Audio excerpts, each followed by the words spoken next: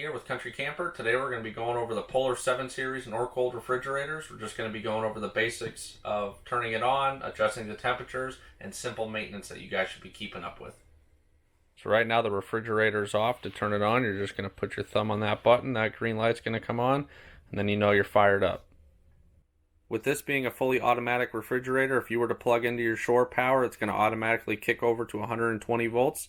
And if you were to unplug, you're going to see this light right here go from green to orange. If it's ever red, you know there's a problem with the refrigerator and it needs to be looked at. Right here you have your condensation drain, so always make sure that that's staying free and clear of any debris, because that's going to go outside when this is defrosting and it's going to start dripping out of that tube. Adjusting the temperature is going to be taking your thermostat right here that's clipped onto the fin. If you want your refrigerator colder, you're going to go to the left. If you want it warmer, you're going to go to the right.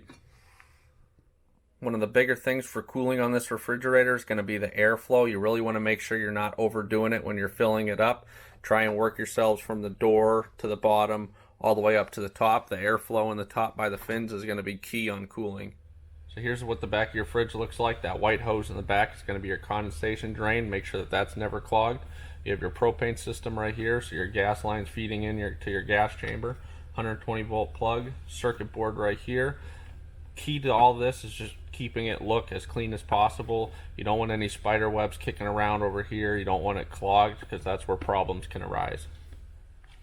And I had mentioned before about airflow. If you guys ever run into a situation where it's really, really hot outside and you're finding your fridge not cooling correctly, you can find a small fan to allow more air to push through this cooling unit going up to the top vent or your roof vent.